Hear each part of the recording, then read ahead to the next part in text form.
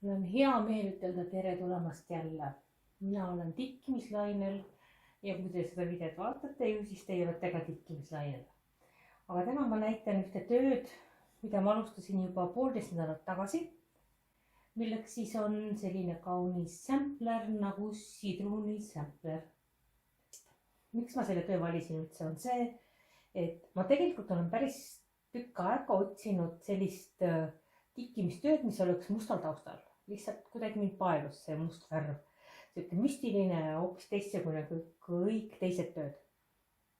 Aga ma ei leidnud seda seda tööd, mis ma tundsin, et ma tahan tikkida. Ja ma täiesti juhuslikult leidsin selle internetist surfates ja ma kohe tundsin ära, et see on nüüd minu töö. Seda ma tahan tikkida. Mulle meeldib see, et siin on hästi erksad värvid. Ja mulle millegipärast meeldivad ka need sümbolid, mis siin on. Eriti, kuna ma olen tegelenud üle 20 aasta idamaise tantsuga, siis sellised idamaised orientaalsed mustrid, mandalad on täpselt see, mis mulle sobib. Tegemist on sellise firmaga nagu Magic Threads, mis on maagilised niidid. Ja siis ma leidsin selle mustri elektroonilise. Ostsin ära kohe tausta. Ma ikka mõtlesin, kas ma võtan Murano, mis siis ei oleks linane, vaid on puuvilla ja viskoosisjagu, või võtan linase. Ma teadsin, et ma tahan võimalikult väikest tööd, sellepärast ma valisin 32 kaunti ehk siis 16 aidele vastava ja lõpuks jäin ikkagi Murano juurde.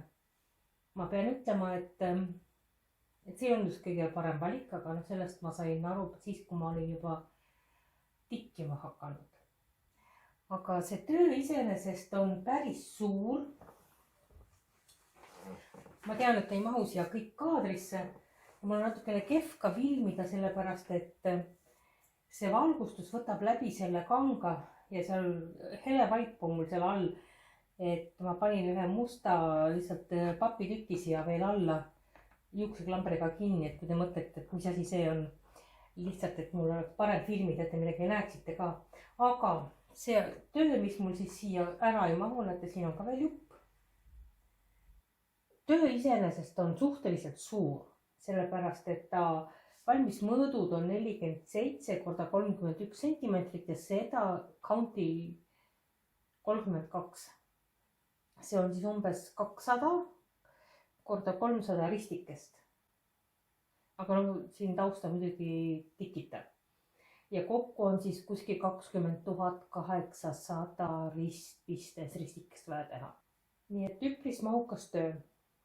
Ja valmis mul on praegu 14%. Iseenesest, kui mõtelda disaini, siis ta on väga lihtne. Sellepärast, et võtad ühe värvi mulinee lõnga ja terve see piirkond on ühe värviga. Siis võtad teise värvi ja tikid teise värviga. Siis võtad kolmanda värvi ja tikid võtmed liljad kolmanda värviga. Et kui alustada oma tikkija karjääri, siis selline lihtne sampler oleks just täpselt see, millega alustada. Et minu esimene töö oli väga keeruline. Nüüd ma mõtlen seda, et ma olen nii palju keerulisi töid tikkinud, et nüüd ma tulen siis selle kõige lihtsama variandi juurde, et tegelikult oleks võinud vastupidi olla. Aga on nii nagu on.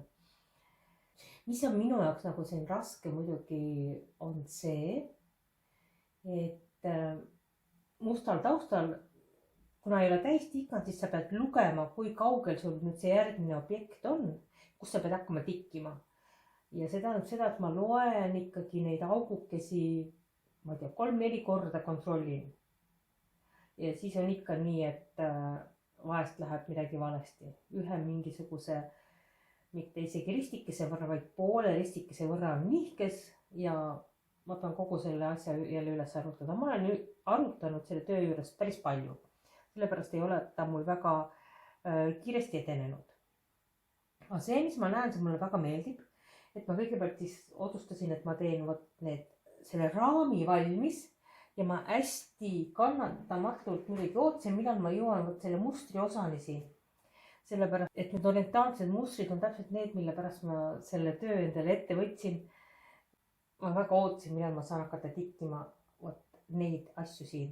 Nüüd ma tikin mingisugust, ma ei tea, kas ta on mingi lilleke või laster, tõenäoliselt on lill, sest tal on lehed. Aga see ei ole oluline, et oluline on kogu see kompositsioon, mis siit tuleb kokku. Helerohelised, kollased värvid, hästi kenad, erksad, natukene ma olin mures, et kaovad ära need tumerohelised siia musta peale. Aga jällegi, kui on selline hea valgustus, siis tegelikult ta paistab välja. Et päris ära ta ei kao. Vaatamata sellele oma lihtsusele ei lähe mul see töö väga kiiresti. Nagu ma ütlesin, ma olen pidanud arutama päris mitu korda. Ja teine asi on see, et mul on igav.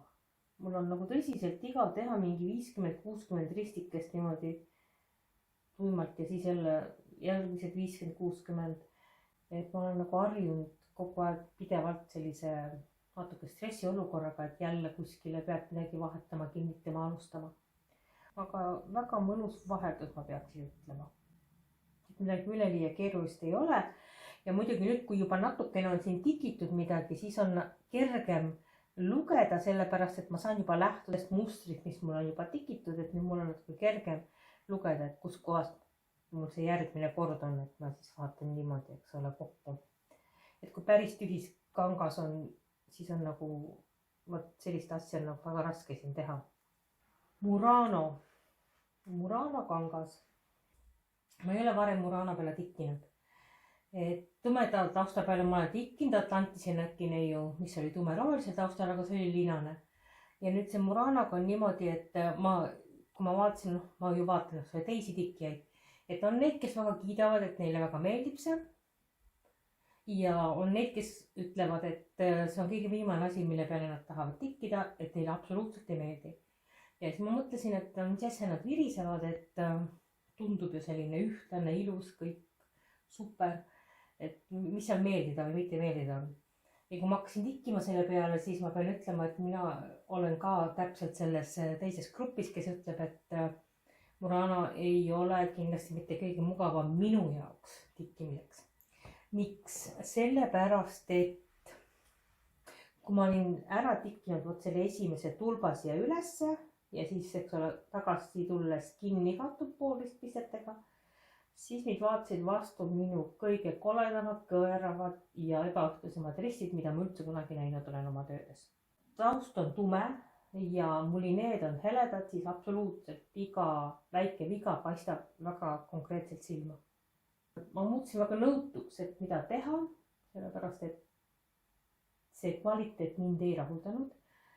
Ma üritasin ju teha niimoodi, nagu on õpikutes kirjutatud, et kõigepealt pool ristpisted teed ühe poole ära ja siis teisega katad kinni ja siis jäävad tahavad sellised ilusad tulbakesed paralleelsed. Ja ma sain aru, et mina oma Murano puhul ei saa niimoodi tikkida, sest see on kole, mis sealt vastu vaatab.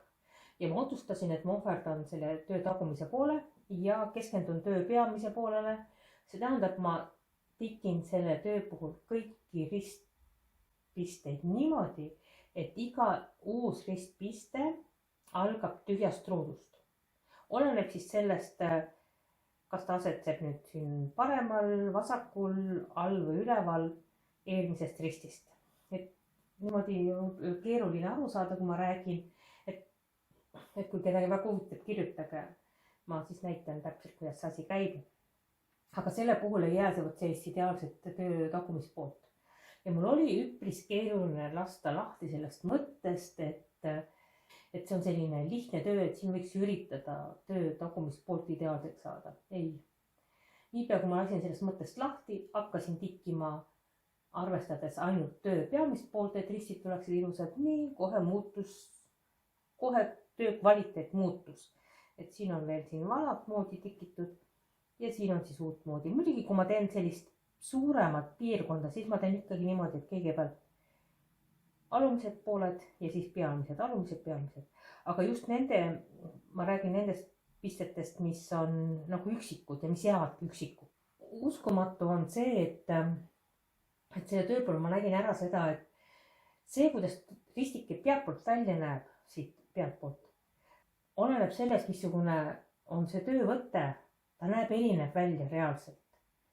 Mis hästi, et sa mõtled, et on ju 4 auku ja kõik on nagu sama, ei ole sama. Ma näitan töö tagumist poolt, ma võtan ära selle musta kapi, mis mul siin on, et te midagi näeksite.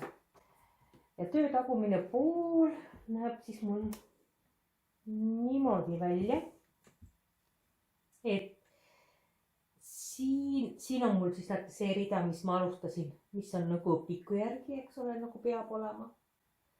Siis ma muutsin ära, mul on siin päris mitut varianti näha. Muutsin ära, tegin nagu peaaegu ideaalse pealmise poolega ja vot see variant, mis siin on, see on siis nüüd jääb tagantpoolt selline, kui pealmine pool on kõige ideaalsem, ilusam ja puhtam. Et minu poolt läbi katsetatud nii on, et selle töö puhul, ja ma räägin ainult sellest konkreetselt, sellest tööst, ma pean tegema niimoodi. Ja kinnitustega on siis see lugu, et ma sellel tööl kinnitan mikropistetega, see tähendab alguses mikropistega ja lõpetan mikropistega. Ma loodan, et nad ei argne mul ülesse. Ma teen sellist asja, et ma harutan, ma olen terve selle laterna valesse kohta tikkinud ja ma pean ta kõik üles võtma.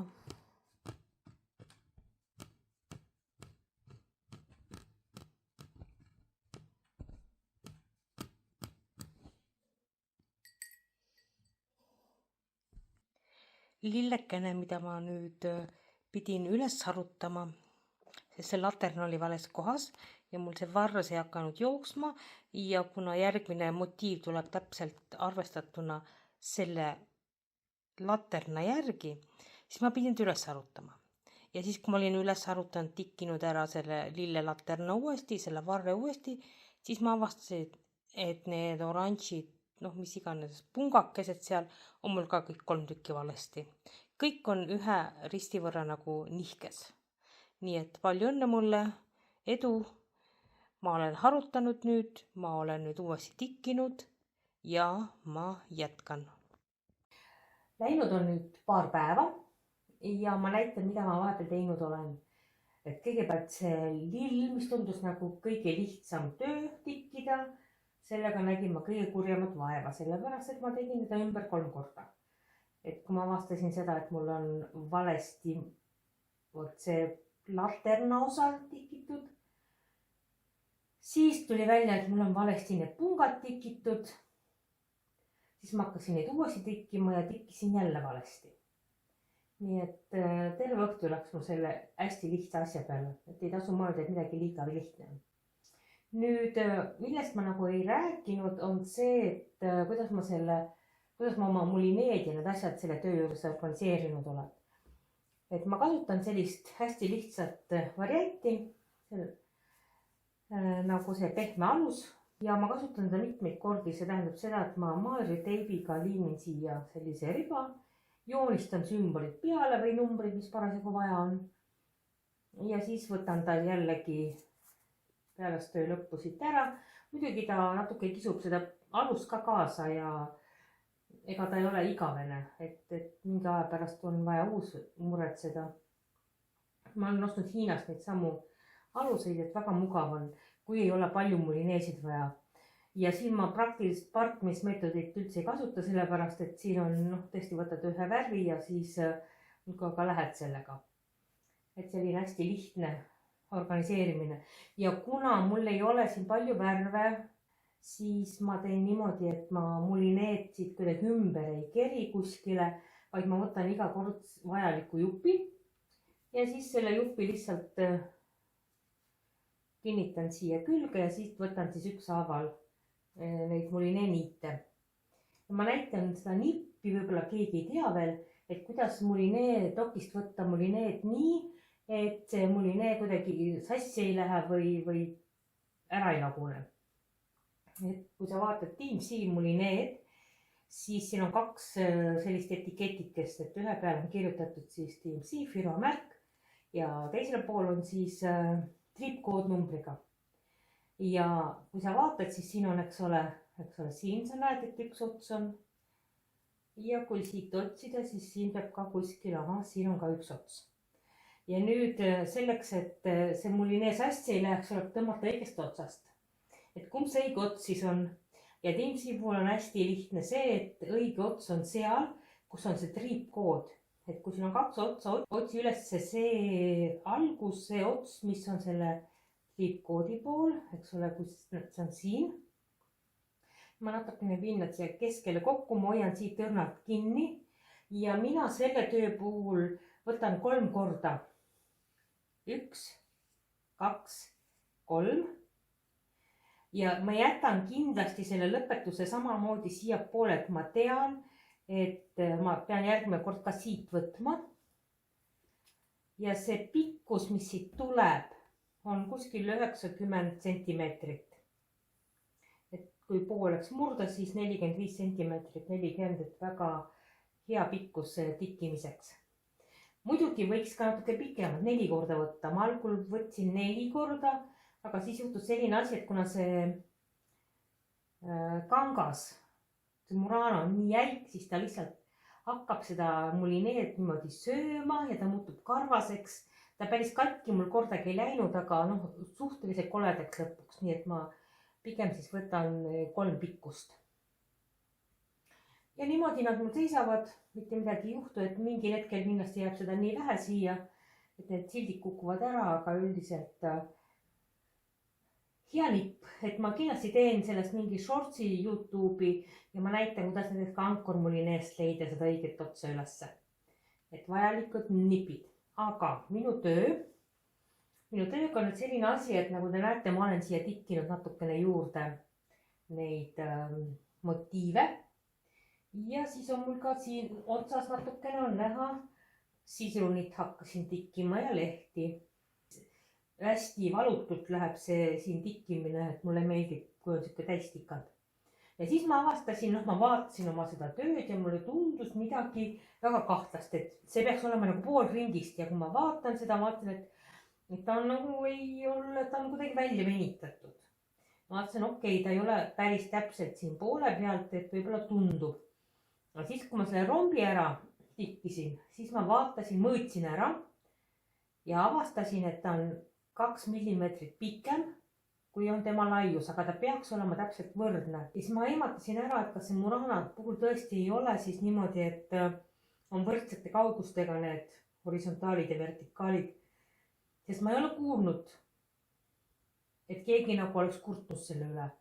Ja siis ma hakkasin otsima, milles probleem võib olla ja kui ma näitan siin, kui ma nüüd tõmban seda laiusesse, näete, ta venib päris palju laiusesse, et mul on ülevalt ja alt, eks ole, keritud väga tugevalt pingule see kangas, aga ma ei saanud mitte kuidagi teha neid külje pingutusi, sellepärast, et mul jäi nii vähe siit raamini ruumi, et mul ei ole kuskile neid pingutusi panna, et siin ma tegin siis mingisuguse püüdsin kuidagi siia külge neid tõmmata ja venitada, aga ta on ikkagi ei ole täispingutust ja teiselt poolt, kas ma saan kaadrisse, näete, ma õmblesin siis siia raami külge kinni, aga ma tean, mul on juba kogemus see, et see õmblus muutub samamoodi, näete, selliseks, annab järgi nagu, et ka see ei ole hea. Ja siis ma leidsin ühe vana nipi, mida ma olen näinud, aga mida ma ei ole kunagi proovinud, sest mul ei ole nagu väga suurt vajadust olnud. Ja ma katsetasin oma teise töö puhul seda, et see teine töö on mul siis siin. Ja nipp on siis selles, et siia kanga äärde tuleb kas siis mingi sukkavarras või mingi selline peenikene tugev jäik asi kinnitada, õmmelda niimoodi siia külge ja siis piisab siin paaris sellest kohast, et kinnitada mingisuguse nööri või kummi või mis iganes asjaga ta sinna raami külge, et siis saab nagu väga hea pingutuse. Et ma proovisin, et tõepoolest ta töötab. Ja ma teen siis sellele oma sidurisamplerile samasuguse ääre. Sellel on üks miinus, mis mulle ei meeldi, on see, et nüüd kui mul on vaja näiteks edasi kerida seda tööd, siis ma pean kogu selle kaadrivärgi siit lahti harutama ja uuesti õmblema. Ja see on nagu no siuke asi, mida nagu väga teha ei viitsi. Siis veel huvitavat, et selline asi, et ma ei kavatse seda tööd valmis saades pesta.